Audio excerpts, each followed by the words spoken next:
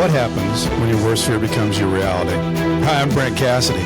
Welcome to the Nightmare Success In and Out podcast, where we explore how to overcome your fears and nightmares and set yourself free. We're going to be exploring this topic with guys I was in Leavenworth with and others who survived their own nightmare. These stories can be inspiring, sometimes sad. There's some humor, but hopefully you can come away with a nugget of something that'll help you knock down some of the prisons you built up in your own mind. All right, welcome back, Nightmare Success In and Out listeners. This is where you come for what happens when your worst fear becomes your reality. How do you adapt, survive, overcome, set yourself free? Don't forget to follow, subscribe, share, like, all those things. It really helps the show. Folks, I am so excited about this interview. You know, if you like incredible comeback stories, pull up a chair because I have one of the most inspiring stories I've heard. Tarra Simmons, my guest, she had a troubled childhood. She was kicked out of middle school at 13 and was pregnant by 14. She found her way back to school. She graduated high school. She graduated college with a degree in nursing. Tarra fell into and relapsed back into substance abuse, which eventually led her to be sentenced to a 30-month prison sentence. Her comeback story is unreal. When she got out, Tarra went to law school. She graduated Magna Cum Laude, top of her class. Then she had to fight with the Washington State Bar just to be admitted as an attorney. She didn't give up when they said they would admit her. And she had friends and support. And Tarra took her case to the Supreme Court in Washington. And she won. And she became an attorney. She started doing great things as an attorney. And then she was talked into running for politics as a Washington State representative and won. She is an incredible, strong role model, voice for everything reentry as a lawyer, a state representative, a speaker, an author. She's the first formerly incarcerated Washington State representative. I cannot wait to jump in to this story. But before we do, I want to recognize our show sponsor, who likes to spend a couple of weekends walking car lots, looking for a car. Then you spend 4 or 5 hours in the dealership to buy a car. It's kind of like a root canal appointment. Well, there's a better way to take away all that pain and hassle of getting a car. It's called Auto Plaza Direct. They are your personal car concierge. Just tell them the car you want, what you can pay, and they'll go find that car for you. They'll negotiate your best price. They also offer you warranties and financing. It's all full service. Go to autoplazadirect.com to get started with your personal car concierge. The new hassle-free way, the car buying experience you deserve. Auto Plaza Direct. Tell them Brent from Nightmare Success sent you. Tarra Simmons, thanks so much for being here today and making time. So appreciate it. Absolutely. Thank you for doing this. I've been so excited to do this interview because it's these type of stories that just get to your soul of understanding what it takes to get knocked down, to hit rock bottom, to get back up. It's not easy getting back up, but you still get through it. And then you get to that other side and it feels so good. But I want you to take us back a little bit because it wasn't always easy and nothing's been easy. I'm sure what you're doing right now is not easy. No.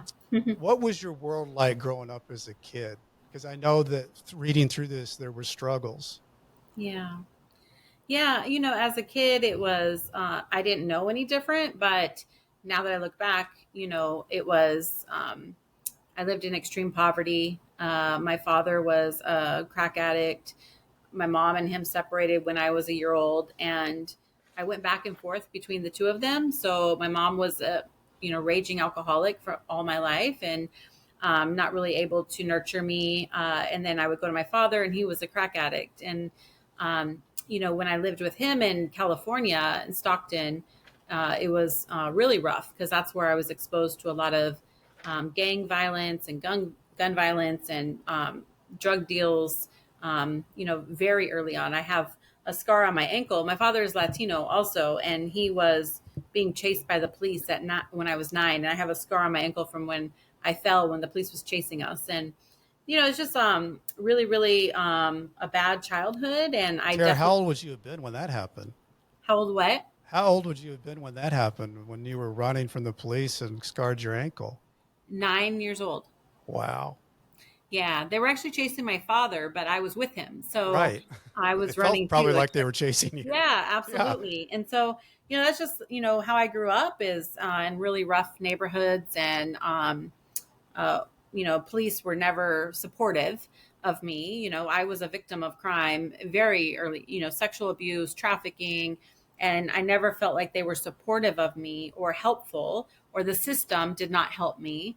Right. But it harmed my family and I a lot. Yeah. Um, and just generational poverty. My father got his GED and the California Youth Authority, but I was the first person ever in my family to graduate from high school at Did you have 16. siblings, Tara? I have two brothers Okay. from my father who were younger, and they were taken away and in foster care. And then I have a sister from my mother.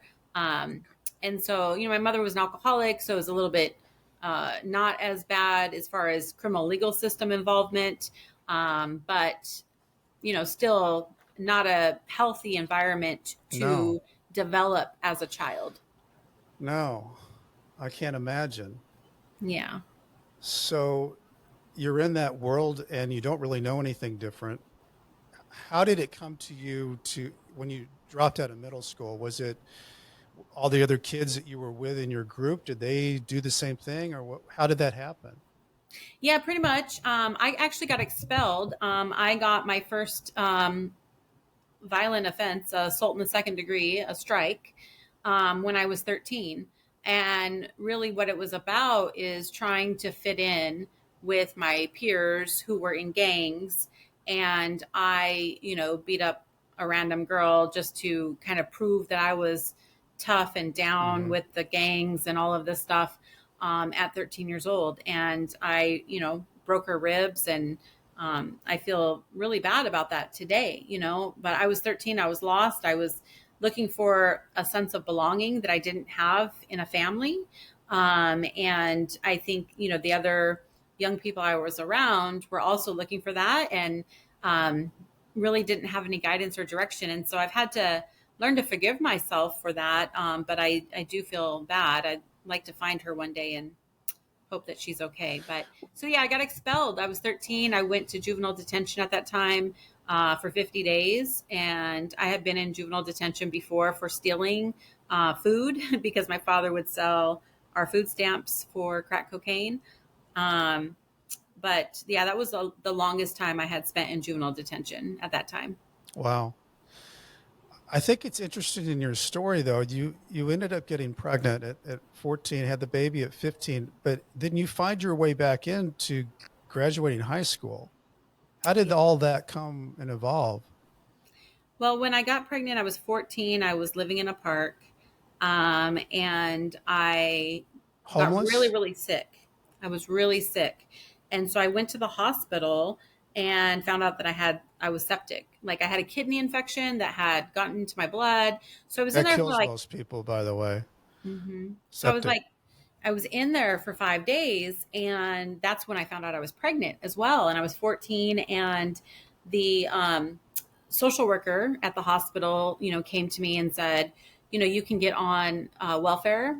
And, so I did. I went to DSHS, I got on welfare, and then I was able to get housing. And I remember on my 15th birthday, I signed the lease on my studio apartment, and it had cockroaches, and it was $300 a month, and I got like $349 a month from welfare. Wow. But you know what? It was the first time I felt safe. Like I had a door that would close and lock, and I was safe. I was off the streets, And so, during my pregnancy, going to the OBGYN and then connecting with social services, child protection services got involved. They were concerned, a Sure. 15-year-old having a baby on her own, Yeah. doesn't have family support. And, they, let me keep my child, but they said, these are the things that you have to do in order to keep your child. You need to get back in school. You can't have any men at your apartment. You cannot drink alcohol. You can't do this. And I was so in love with my baby that Hmm. I would do anything, and I wanted him to have a better life. And so because I had, some support from systems, and helped me get to school and stuff, paid my bus fare and things. And then the school had an alternative school. They had a child care center there. I was able to go back to school and complete all 4 years in 1 year. Wow. Because I was always like academically gifted and smart, and I could get through. If you tell me what I need to do, I can do it. No, I can tell that's followed you all the way through, Tarra. Yeah.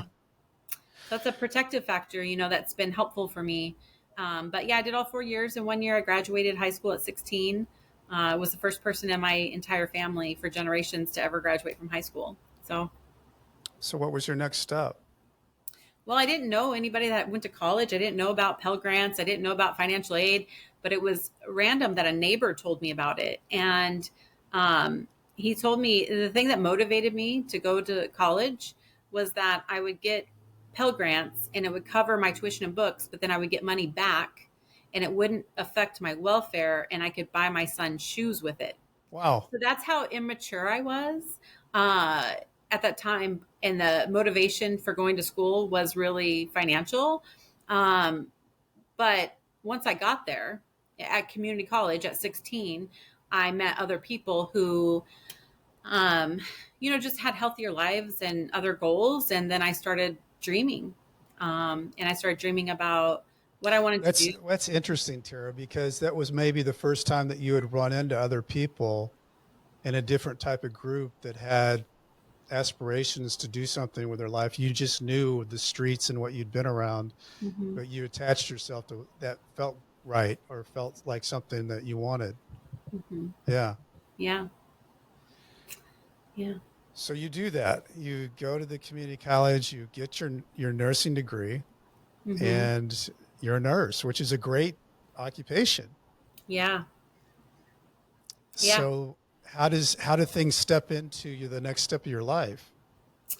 Well, I went to community college and then I transferred to the university and got my bachelor's degree and became a nurse. And I thought like I had overcame everything because I had a career and I was, earning money, and I had a house. I bought a house.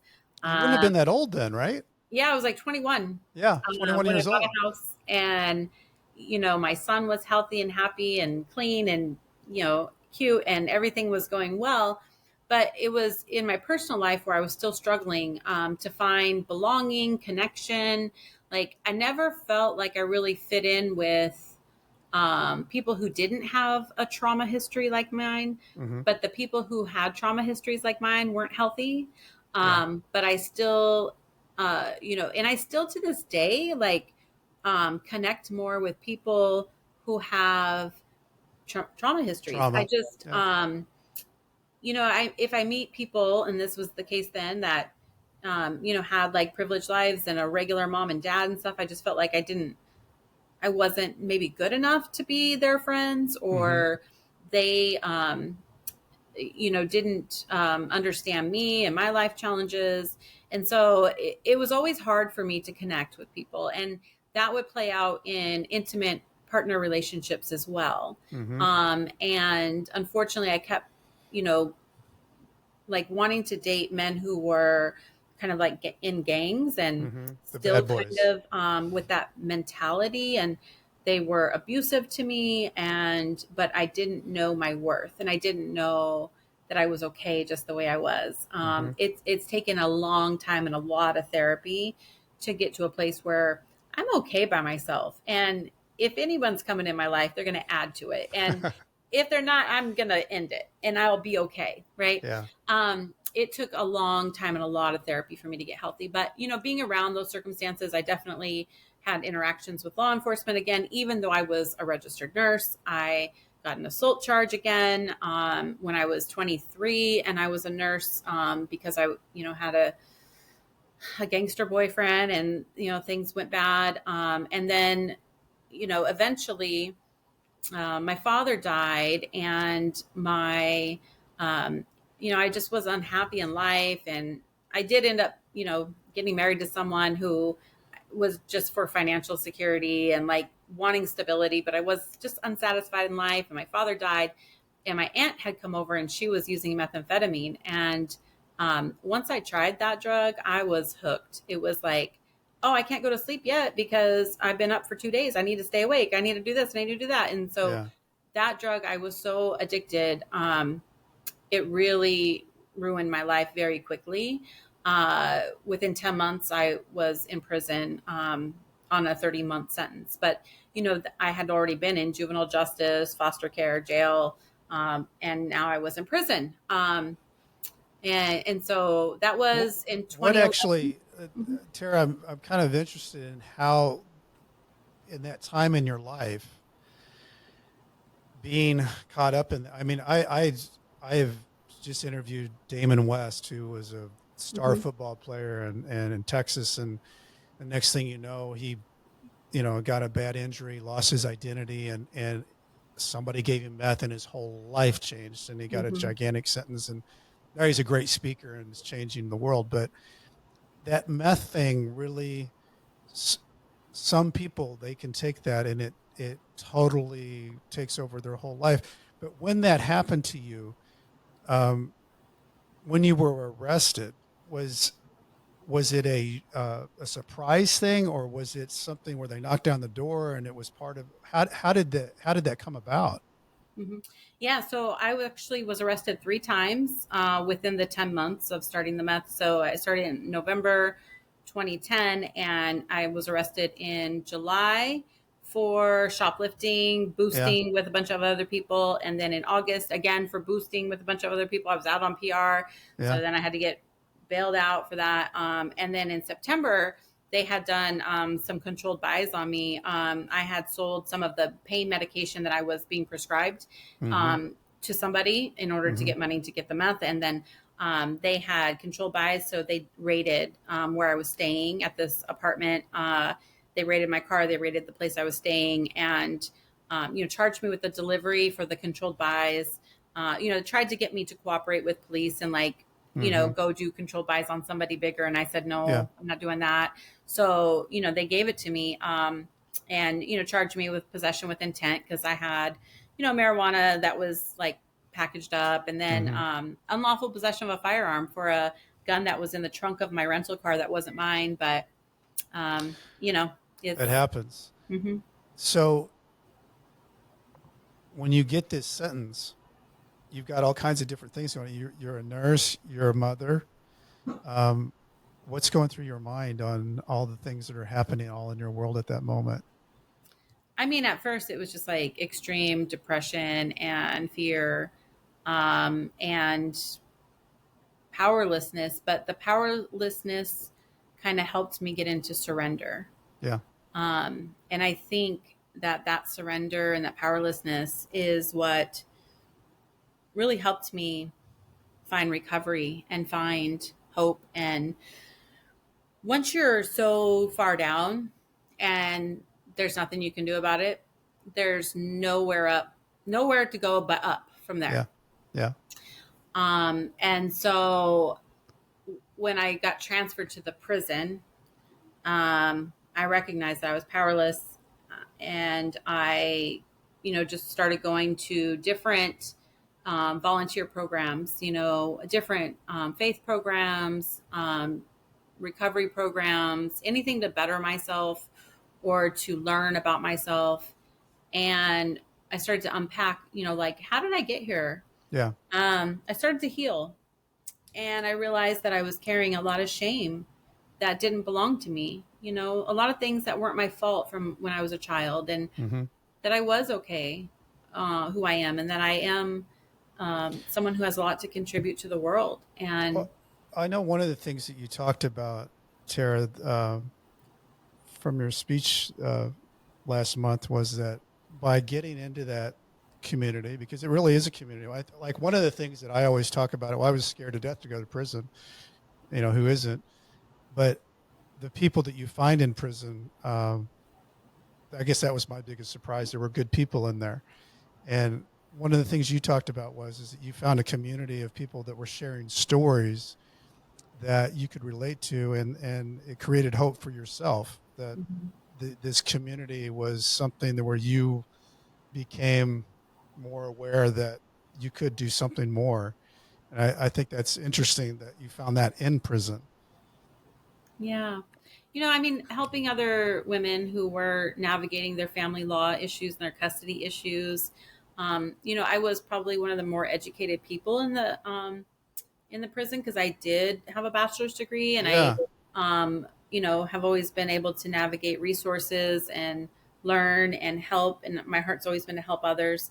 So I think, in prison, I found some purpose in helping other women with issues. And I, had a little more support. I had some money in a 401k, and I had a friend who was able to access that so they could send me, it was like $20 a phone call, though. It was so expensive, Oh, yeah.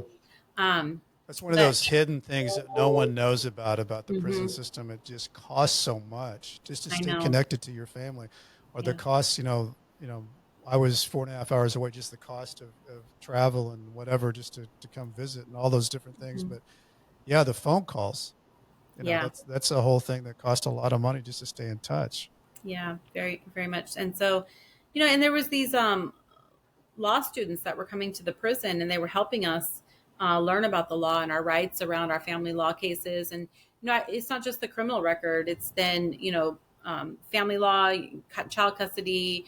It's fines and fees. It's your credit that's ruined if you can't make payments, and everything goes into collections. It is my nursing license. It Hmm. was all of these other legal issues that I was Hmm. navigating while I was in prison, and these law students were helping me. And I met them, and I met people in recovery. And so, when I got out, I was able to connect with all of them, and um, they kind of helped me, piece my life back together by both overcoming my own legal issues, getting child custody, getting my bankruptcy done. I had a house that was foreclosed on. I was getting evicted from it. So these lawyers were helping me. And I was working at Burger King, and I was making $9 an hour, and I was not able to afford housing, shoes for my kids, all those Yeah. things. And they were garnishing my paycheck to pay my fines and fees. Yeah. And, I started to think about, could I just sell drugs and not use them? And, how can I How can I get survive? money? Yeah, how can I get money? And, even the thoughts of that just scared me Hmm. because I never wanted to experience the pain of being away from my kids again.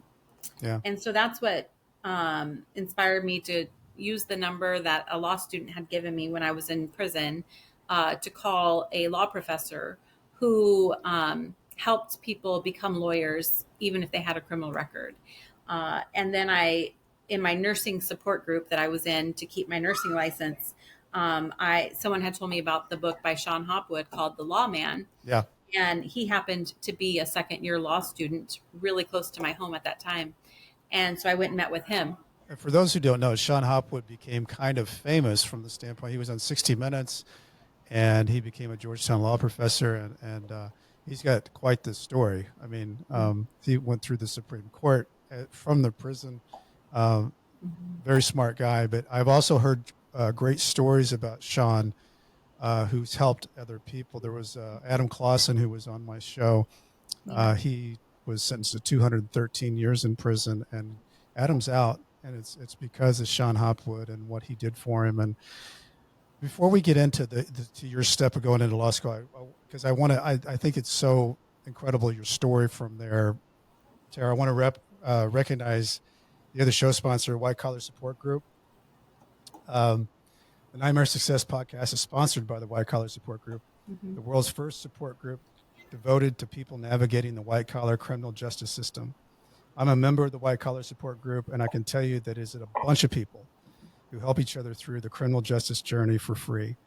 Whether you're just starting your journey or you made it through to the other side, this is a great space for you.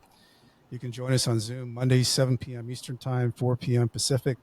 For information, go to prisonist.org. That's prisonist.org. Start here. So I think it's interesting, Tara, that you were going through all this and you had these bad thoughts, but then you pull out this number of, I'm going to call this law professor, and what what made you do that? When I was in prison and those law students came, they told me, you should think about going to law school. And I thought they were crazy. I was like, I don't know any lawyers. They're all kind of like rich people who are not Yeah. not from my, Right. I don't relate to them. yeah, I don't relate to them.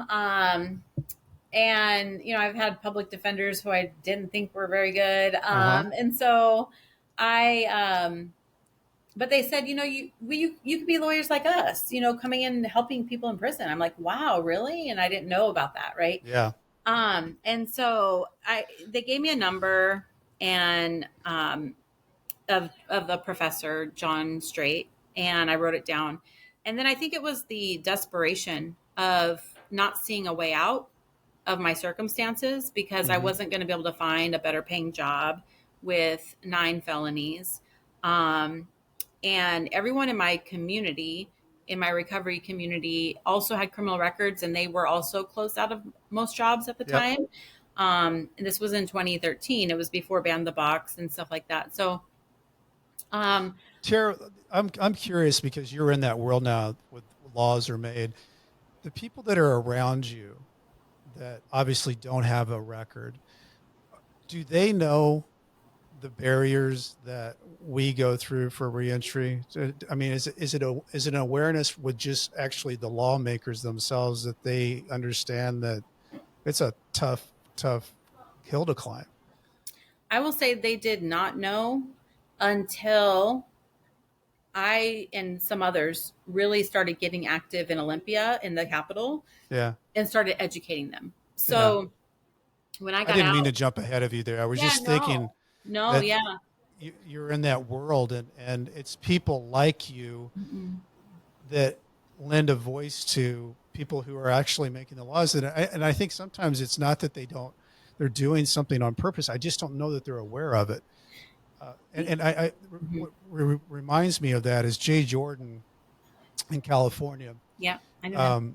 He did a lot of work on a lot of laws. And one of the things that he did was create a wall, and he took it up to the Sacramento and brought all the legislators out, and they looked at all these laws that were on the books that were barriers for people to not be able to get jobs, or not to be able to have housing, or not. And they looked at it in awe. They couldn't believe that there were that many barriers for someone to get back into society and try to be a citizen. Anyway, I didn't mean to bring you off of because the story of you going through law school, and then it's a good one.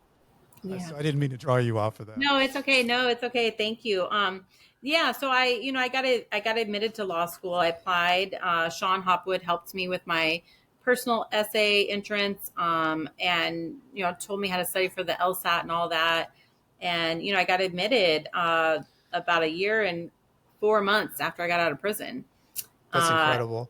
Yeah. I'm trying to think, at that time, Tara, how old would you have been when you were going to enter law school? I think it was like 35. Yeah. I was 35. Okay. Yeah. And I was scared, and I didn't think I was smart enough. I didn't know, the whole imposter syndrome thing. Yeah. All the imposter syndrome on steroids, because I was also the only, formerly incarcerated person there. Yep. At least open about it. And I remember, my first class was criminal law, and just the language they were using, some of my colleagues, my peers, and the stigma. And I remember just having like a lot of visceral responses, PTSD, like not staying in my body. I was very upset and dysregulated. And it was really hard to be there and get through that. But I found a lot of support outside of the law school, with, civil rights organizations, advocacy organizations that were working on criminal justice. And so then I started going down to Olympia and sharing my story. And then as I did that, I was invited to speak at judicial conferences and, all kinds of different policy tables. While you're in law school? While I'm in law school. Wow. And the governor appointed me to become the co-chair of the Statewide Reentry Council, which was brand new, and the Public Defense Advisory Board. And what do you think about that? I mean, at that time in your life, what was going through Tara's head? The governor is saying, "Hey, Tara, I'd like for you to work on something for me." I mean, it was insane. It was like a movie. It was like a movie.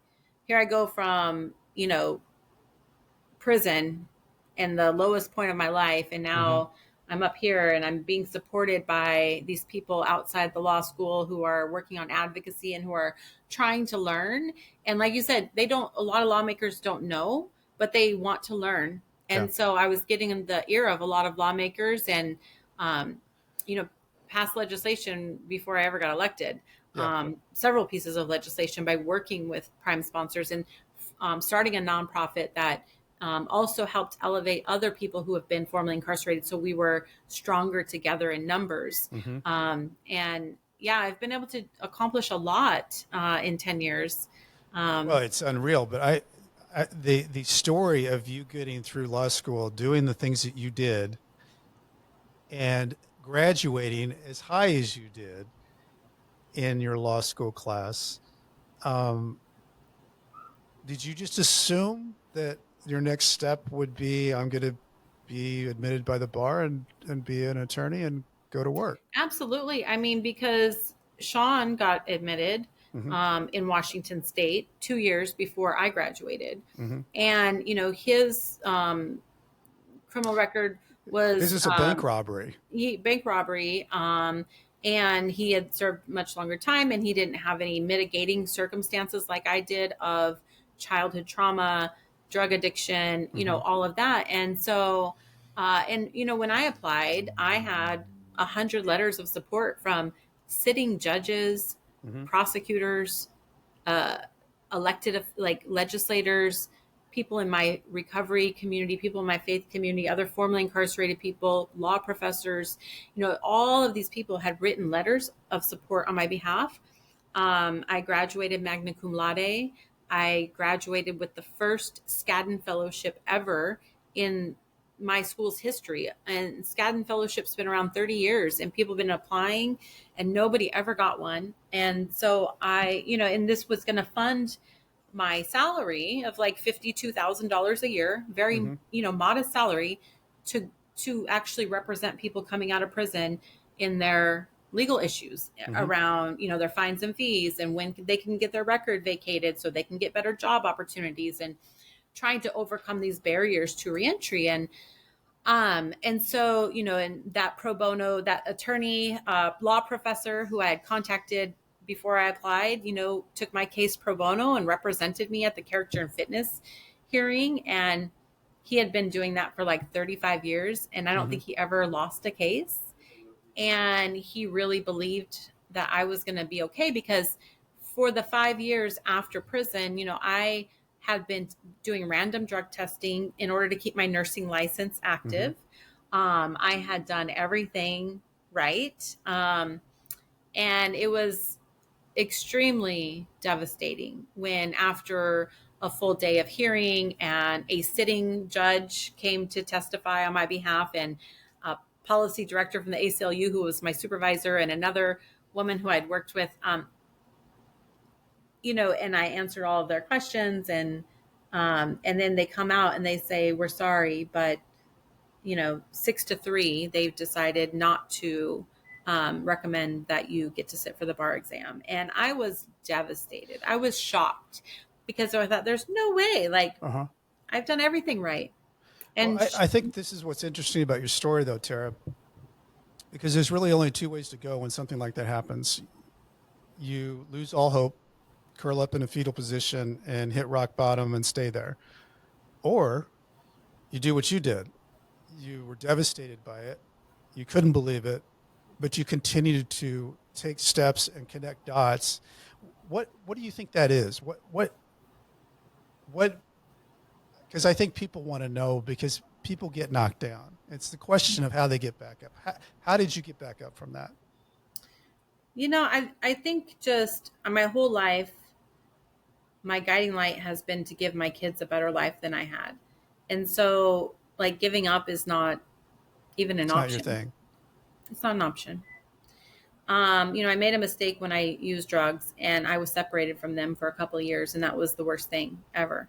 And so, yeah, just giving up, that's just not an option. You have to figure it out.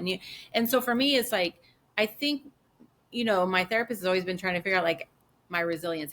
Where do I get resilience? Because if we could figure that out, we could like give it Put to it in other a bottle and Yeah, I want sell to it give to it to more everybody. people. I want everyone to have resilience, right? Right. And to not give up and to keep coming back. Yeah. And I don't know, it might have been protective factors from my grandmother, who, loved me, or my dedication to my children. But just giving up is not an option. And so one of the things that I have, a strength that I have, is that I'm vulnerable enough to reach out when I need help. And that's a huge thing. And to keep finding, if I reach a person and they can't help me, that's not a dead end. I'll find another way. No, and Tarra, I don't want to gloss over that, because to me, I've got the 5 tools I use, to survive my nightmare. That's number 1, is to humble yourself, look around, see who's getting it right, and go and ask them how they're getting it right. Ask them for advice, ask them for help. And it's amazing how many people will help you, because the people who are getting it right and the people that can help, they want to, and they're kind of proud that they're getting it right. And, I always say it's like getting the answers to the test before the test, because if you do that, and this is what I find fascinating about your story, you weren't afraid to do that. Because by doing everything right, you almost get that entitlement that, hey, I did everything I was supposed to do. Give me what I'm supposed to have. And you didn't get it. And you had everything that you were supposed to have. All the people, all the letters, all the support, all the things that you had done. And they said no. 6-3 no. And I think that's the magic recipe right there, that, okay, now what?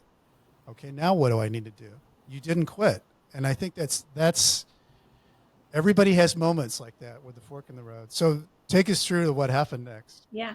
I mean, so, I was very fortunate that I had met Sean, previously, and that I had done 5 or 6 internships during my time in law school. And I had developed this network because, that the no decision came on a Friday, and it was Good Friday. And, I'm a spiritual person, and, Sunday was Easter, and I was like going through it and thinking, but just trying to fill my spirit, saying the resurrection's going to come, and, all this. And then on Tuesday, there was a strategy meeting where Skadden Foundation Zoomed in, or, called in. It was conference calls with the ACLU and Sean Hopwood, and then my professor, who was my lawyer at the Character and Fitness, and like all these people. And they just started saying, like, we're not going to give up. There's no process for appeal, but we're going to figure it out. We're going to create, like, do a novel thing. And Sean decided to become my new lawyer. And Big deal. He's a Washington State licensed Big deal. attorney. Yeah. A Washington State licensed attorney, even though he's a Georgetown law professor. And so, right. He filed, within like 30 days or whatever, he filed a motion before the Supreme Court, asking for a review of what happened at the Bar Association. And then as soon as he did that, the ACLU of Washington filed an amicus brief 15 minutes later with signatures from criminal justice organizations all across the nation. That's awesome. And like 54 law professors, all of these people. And so I think the court saw that and was like, whoa, this is like something we really need to pay attention to. Take a look at this. Yes. Because justices in our state are elected, and they're accountable, and they work with a lot of these people. And, I think they wanted to do the right thing. So they did. They scheduled it for oral argument, which had not happened previously in Washington. Mm-hmm. And then so Sean came from DC, and the Temple of Justice was packed. I mean, so packed that somebody fainted, and that it was so hot in there, right? And it was packed, and it was November, but they had to set up overflow outside, and wow. It was just insane. When Sean tells the story, he's like, people were coming up and taking selfies with me, and like NPR was there from DC, and like the media was everywhere. Yeah, big deal. It was a big deal. And so he did a great job in representing me. I go back and watch that hearing sometimes because he was just so great. And the justices, they were asking really good questions. You could tell that they were upset. Mm-hmm. But we left that day, and you think it takes like 4 or 5 months to get an opinion from the Supreme Court. So I thought I'd be waiting with anxiety another 4 or 5 months. Sure. And they gave me the greatest gift. And that day, the Supreme Court unanimously ordered that I take the bar exam. And it's still, it was the most validating form of justice that anyone could ever ask for. Unanimous decision in historical time, on the same day. They don't do that. And, Sean, didn't have to even say anything. They know that he's formerly incarcerated, that he's been admitted. So, it took 4 or 5 months for the opinion to come out, but it finally did say, we really think there was, some sexism in this case, and, that the bar needs to do better. And I know that they've been trying really hard for many years now to make change and to move in the right direction on that board. So yeah, it was great. And what I think is such a big deal about the story is that it wasn't just for you, Tarra. It affects everyone. And when someone like you does what you did, it's a ripple effect through the whole reentry community, that there's a voice that didn't give up and changed something. And that's why I want people to hear your story, because it's one that you didn't have to do that. You could have gone off and done something else. I maybe gone back to nursing or something, but you gritted it out and got it, and it became something. And now, it's something that you can talk about, and it inspires people to hopefully, this program is called Nightmare Success, and people always say, well, why did you put those two words together? Because every time you do life, those two words are together, because you got to decide if you're going to get out of your comfort zone, this ugly routine you're in, and step into the unknown. And you did that every time. You were stepping into the unknown every time. You had no idea what that court was going to do or say, but you put yourself out there. And I think that is it's great. I love it. Thank you. And, I think some people don't understand either that the bar really wanted to keep these proceedings closed hearing, closed record. They did not want to put light on everything. Yeah. And we had to fight to make it open and transparent. And I was afraid at times. I said, but Sean, everyone's going to see all of the ugly of my past and my, mental health and my substance use and all the details of my shameful past. And I was afraid at times. And he was like, yes. And if you waive this, that's the only way we'll get guidance for other law students in the future. And so I'm glad that people supported me emotionally through that, so I could make that decision. That was the best thing. I always wanted to do anything I did. It was to break barriers so others would also have, the fairness and the justice. And so I'm glad that I had the support to get through that, and that, I was learning to break free from shame. And so, yeah, it's good. So you become an attorney. Yes. And then you step into another world. Yeah. So, I never was politically active. I came from a family that didn't vote, right? I think the first time I voted, I don't know, I can't remember the year, but, I was probably in my 20s, like late 20s. It was just like, politics Not in a thing. Maslow's hierarchy of needs, right? When you're struggling for housing and food, you can't really think about priorities. But yeah. And so, through my advocacy in Olympia, I got to know my representatives and my senator, and my representative, Sherry Appleton, bless her. I love her so much. She was a lobbyist for the defenders before she became a representative. And she was on the public safety committee and worked on criminal justice issues and became a supporter of mine. And so when I was in the Temple of Justice fighting to become a lawyer, she was there that day in the courtroom and had been a supporter of mine. And she tells me, she says, Tarra, I'm 77. I've got to retire. A lot of people wanted her to retire. They felt like she, wasn't keeping up. Like she wasn't being as, much of a leader as she had been before. And so she says, I'm not going to retire unless you will run. And I said, oh no, there's no way. This is nuts. Like the things I've seen and the mudslinging and politics, and they'll just use my past against me. I don't want to run. Okay. At the same time, there was a state senator running over here who had supported my Supreme Court case, and she got a negative mailer sent out to all the homes in her district saying, don't vote for this Senator Emily Randall because she's soft on crime. She supports Tarra Simmons, a drug addicted ex-con who wasn't allowed to take the bar exam. And they sent that mailer out to the homes in her district, like to try and get people not to vote for her, to paint her as soft on crime because she supported me. And so, at that time I was like, you know what? They're going to talk about me whether I run or not. No matter what. And then, Sherry and others, like people were telling me, Tara, there's no other person that has an actual order from the Supreme Court saying they are a person of good moral character. Good point. Good point. And you've already been so transparent about everything. Yeah. So they can't use it against you because you've already told own it. Story. Yeah. And you know what? There wasn't a lot of people in our movement nationally who were lined up that had the privilege that I had with all of the support from the incumbent who was retiring. That's huge. A Supreme Court case saying I was a good person, already transparent nationally in media.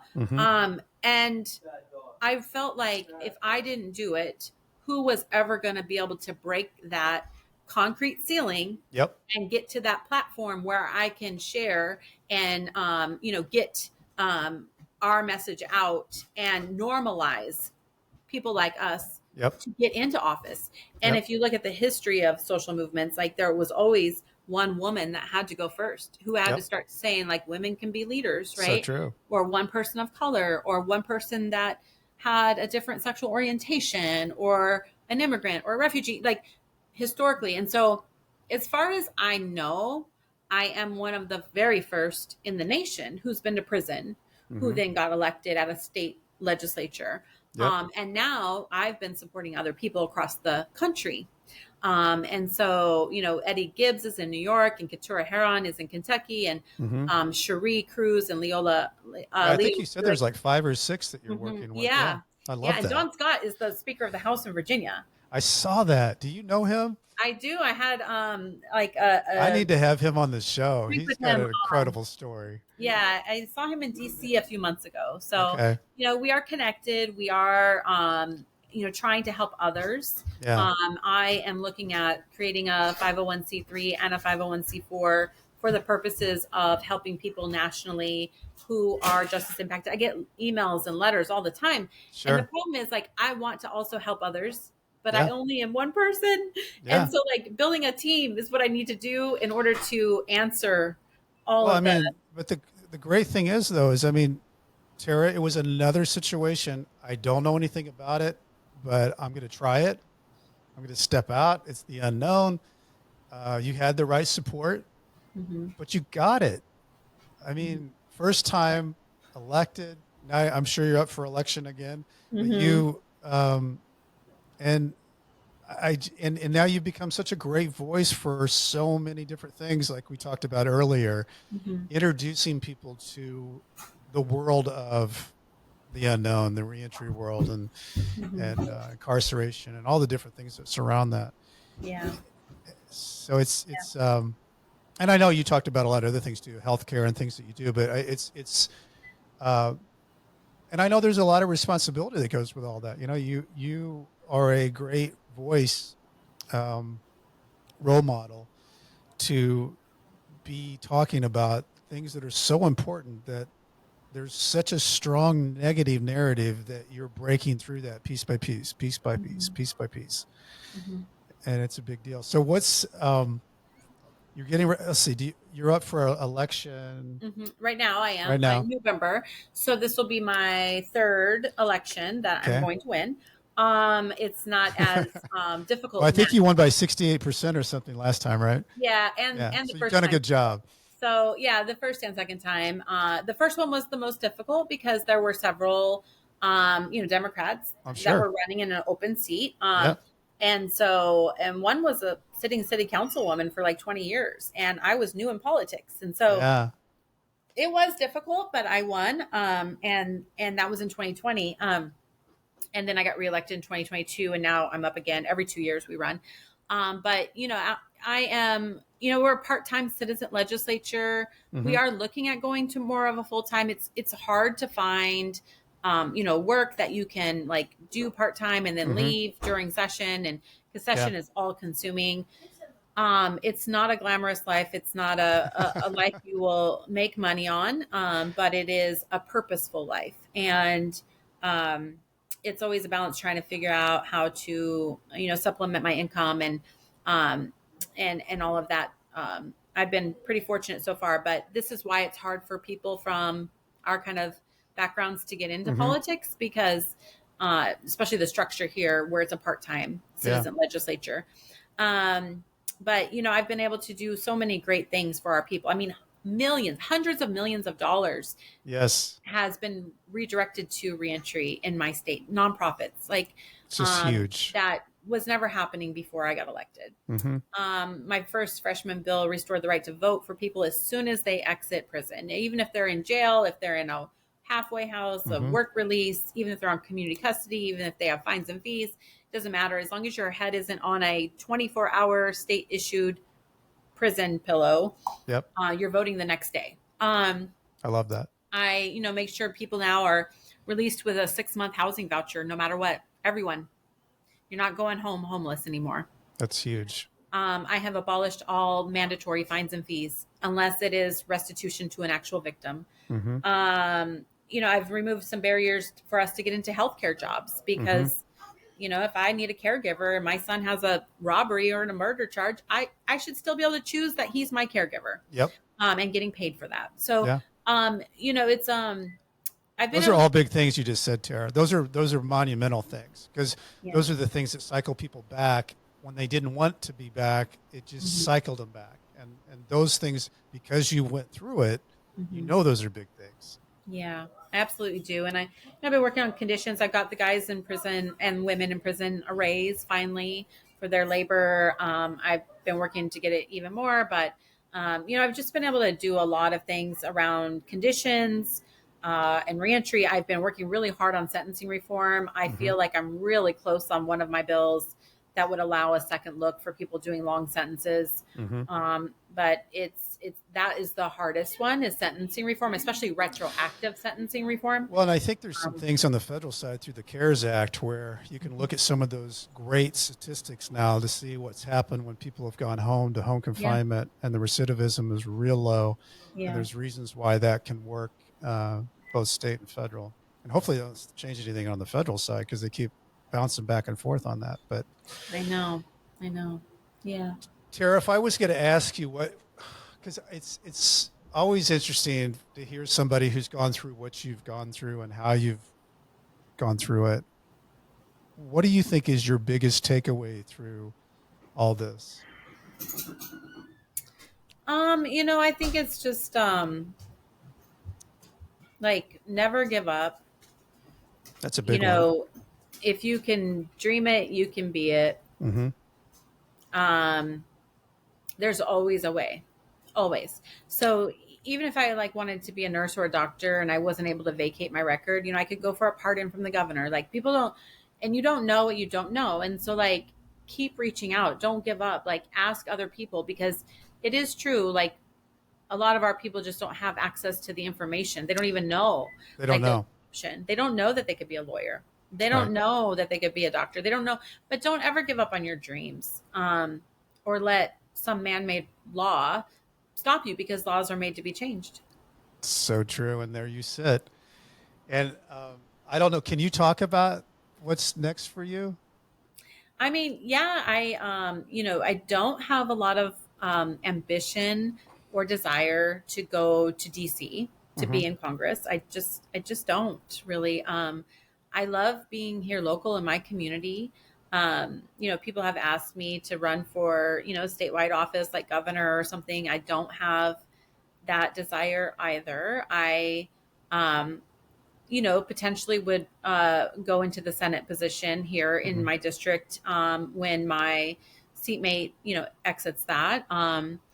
Outside of that, I want to continue to do work to help elevate other people who have been incarcerated as well into positions of power, whether that's becoming lawyers or getting elected to offices, I really want there to be representation across America in the state houses, because that's where a lot of the That could sentences be are. huge. That's how the voice happens, is Yeah. connecting all those voices together and become one voice to be able to make real change.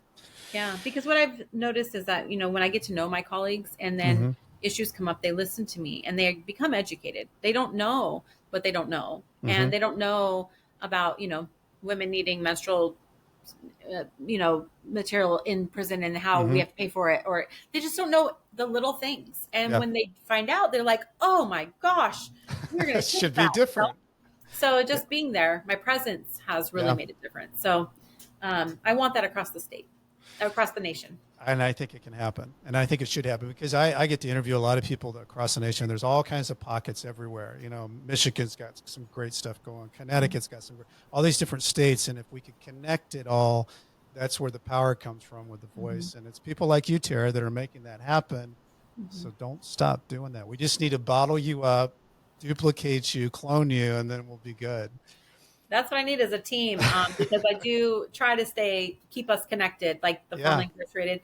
I'm like the leader and the convener. I've got them coming out, in September to go do prison tours. But there might be others out there who I don't know about. And Absolutely. I want them to be connected to a space, and then all of us working together to kind of help others get into the spaces and having some support. So that's kind of what I'm dreaming about right now. I love it. It's just all good stuff. And did you say you're working on a book? I am. I have a complete proposal and some sample chapters, and I'm shopping agents right now. When do you think that'll be part of your world out there?